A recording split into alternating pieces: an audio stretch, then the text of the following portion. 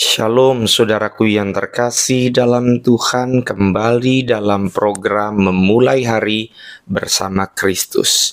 Dan hari ini sebelum kita membaca firman Tuhan, mari kita satukan hati, kita mau berdoa. Bapa yang kami sembah di dalam nama Tuhan Yesus, kami bersyukur padamu Bapa pagi hari ini. Hati kami siap mendengarkan firman-Mu. Berbicaralah ya Bapa melalui firman-Mu.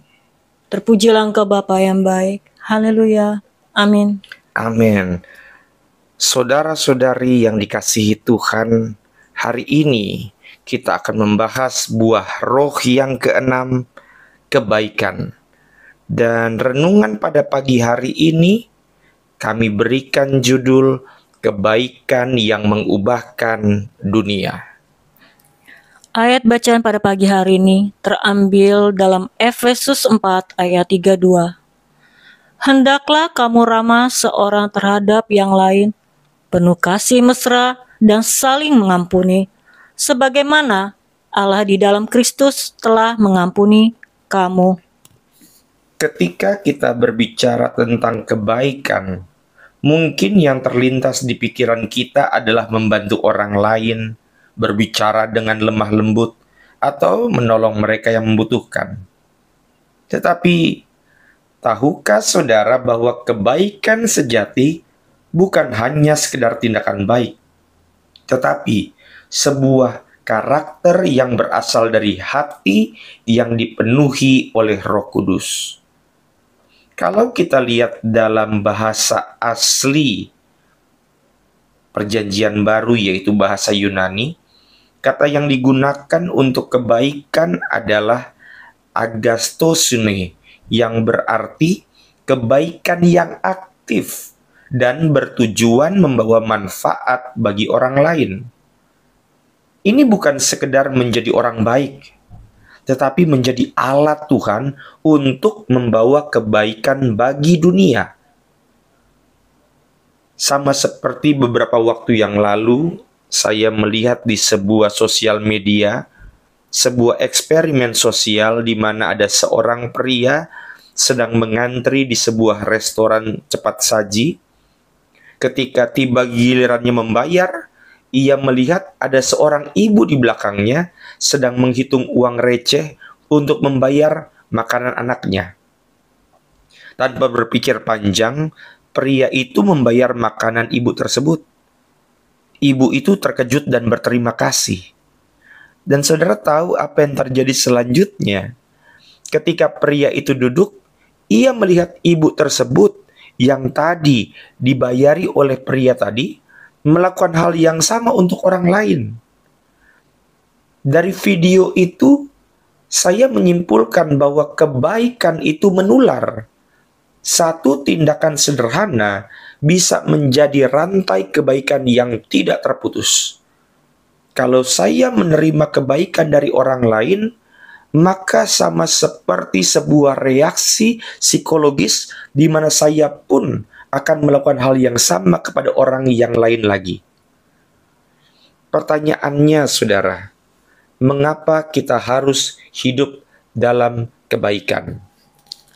Yang pertama, karena Allah itu baik. Dalam Mazmur 34 ayat 9, kecaplah dan lihatlah betapa baiknya Tuhan itu. Berbahagialah orang yang berlindung padanya. Tuhan telah menunjukkan kebaikannya kepada kita dengan memberikan Yesus Kristus sebagai juru selamat kita. Saudaraku, kalau Tuhan sudah begitu baik kepada kita, bukankah kita juga harus menunjukkan kebaikan kepada orang lain? Yang kedua, saudara, karena kebaikan mengubahkan hati orang. Kalau kita baca dalam Roma 12 ayat 20-21, dikatakan, tetapi jika musuhmu lapar, berilah dia makan. Jika ia haus, berilah dia minum. Dengan berbuat demikian, kamu menumpukan bara api di atas kepalanya. Janganlah kamu kalah terhadap kejahatan, tetapi kalahkanlah kejahatan dengan kebaikan. Apa yang coba dimaksud oleh ayat ini? Saudara, seringkali kebaikan jauh lebih kuat, lebih powerful daripada balas dendam. Kita tidak bisa mengubah orang dengan amarah yang kita miliki, tetapi kita bisa mengubah mereka dengan kebaikan. Yang ketiga, kebaikan adalah bukti bahwa kita mengikuti Yesus.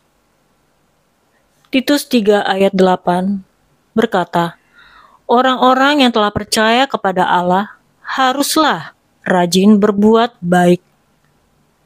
Kita sebagai orang Kristen, hidup harus memancarkan kebaikan, sehingga orang lain melihat Kristus dalam kita.